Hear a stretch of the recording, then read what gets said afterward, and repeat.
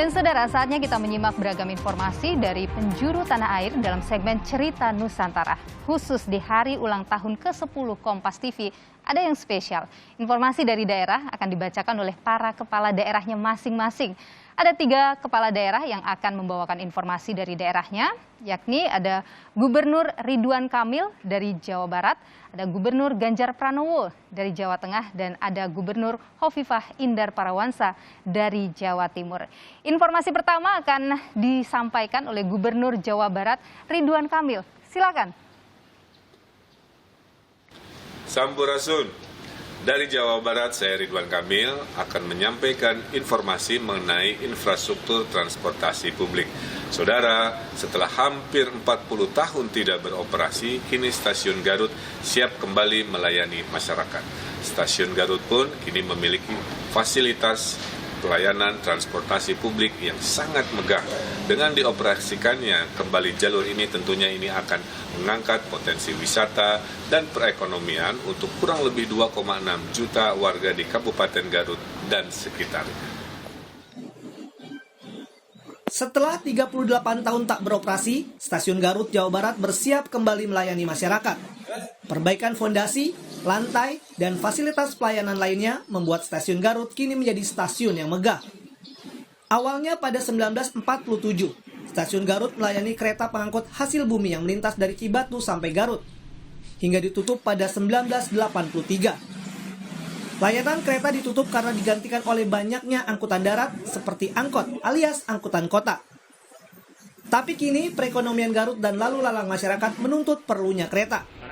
PT Kereta Api Indonesia dan pemerintah di akhir 2019 melakukan reaktivasi Stasiun Garut untuk membangkitkan perekonomian masyarakat di bidang pertanian dan wisata. PT Kereta Api Indonesia kini hanya menunggu izin operasional dari Kementerian Perhubungan untuk beroperasinya kembali Stasiun Garut. Membangkitkan ekonomi warga masyarakat Garut. Kita sama-sama tahu bahwa potensi khususnya di daerah Garut itu Kabupaten Garut sangat besar potensi pertanian dan juga potensi wisata.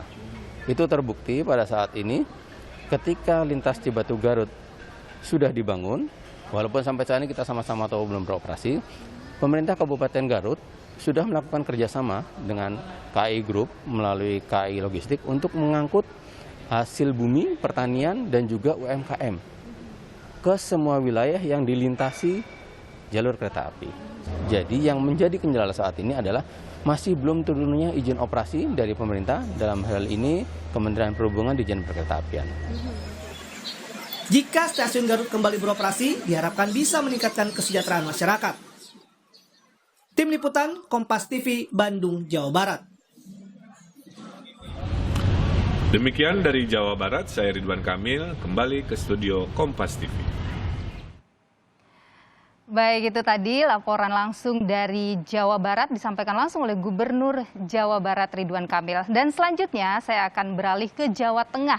Ada informasi menarik yang akan disampaikan oleh Gubernur Jawa Tengah Ganjar Pranowo. Silakan Pak Gubernur.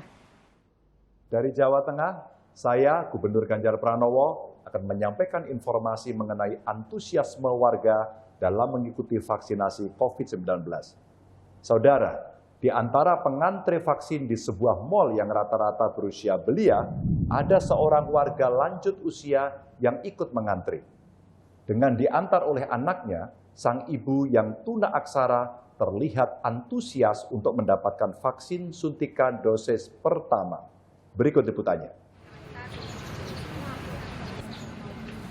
Sang ibu namanya Sumiatun, usianya 59 tahun. Sebetulnya tak ada soal buat Sumiatun seorang diri ke pusat vaksinasi di sebuah mal di Jawa Tengah. Ikut mengantre bersama puluhan remaja yang masih belia. Mereka semua antri vaksinasi dosis yang pertama.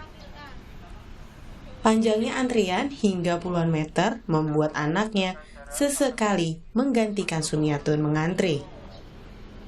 Selain sebagai pengganti di antrian, sang anak juga menjadi penjaga buat ibunya yang mesti berurusan dengan administrasi vaksinasi. Sumiatun yang tuna aksara bakal kesulitan mengisi data diri karena tak bisa membaca dan menulis. Murni karena ibu pengen sendiri, apa karena anakku yang dorong juga, aku harus mau lah. Memang aturannya pemerintah kan gitu. Pernah didaftarin di tempat vaksin yang lain nggak, Bu? Di kantor anakku. Tapi kenapa nggak vaksin di situ? Nah, ya aku takut gara-gara lihat tetangganya mandorku itu yang tak omongkan Mbak tadi. Habis divaksin sehari 4 meninggal kok Mbak. Sekarang aku udah lah, daripada aku nggak bisa kemana-mana, harus mau. Maka selama 3 jam, jadilah Andri mendampingi ibunya, mengantre, menulis data diri, hingga vaksin masuk ke tubuh ibunya. Kebetulan tadi antriannya kan karena panjang, kasihan ibu juga buat antri, jadi ibu saya suruh duduk, saya yang antri. Ini boleh ceritain Mbak, kenapa sampai ibunya mau untuk divaksin?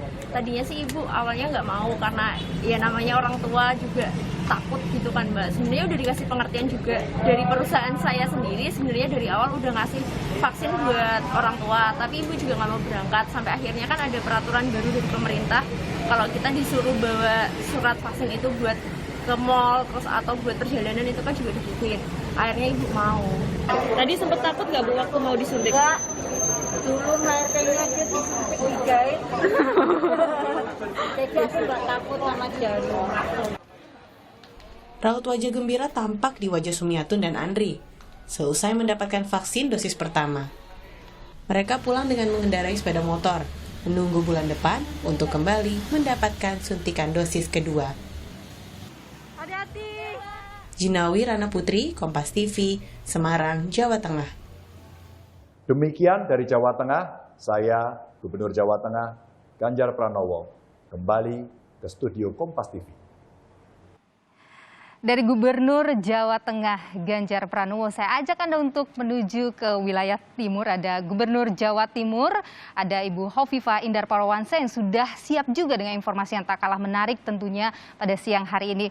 Ibu Hovifah, silakan dengan informasinya. Dari Jawa Timur, saya Gubernur Jawa Timur Hovifah Indar Parawansa akan menyampaikan informasi mengenai upaya masyarakat menciptakan ketahanan pangan di lingkungannya. Saudara, sebuah kampung di Surabaya, Jawa Timur, mengubah saluran air menjadi kolam budidaya ikan. Setiap kali panen, hasil budidaya ikan ini mampu menghasilkan jutaan rupiah.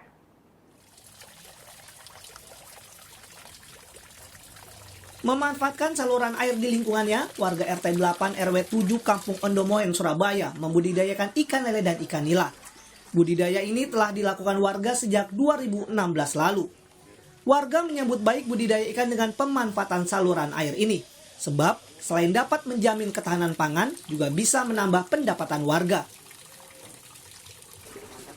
Saat musim panen, budidaya ikan dalam saluran air ini dapat menghasilkan 7 kg ikan dengan omset mencapai lebih dari 2 juta rupiah. Di samping itu merupakan bentuk inovasi dari Kampung Ondomoen,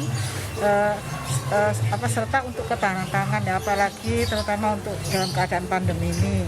Jadi hasil dari kolam ikan itu nanti kita jual ke, ada beberapa kuliner ya di sini ya, banyak di sini kita jual di situ.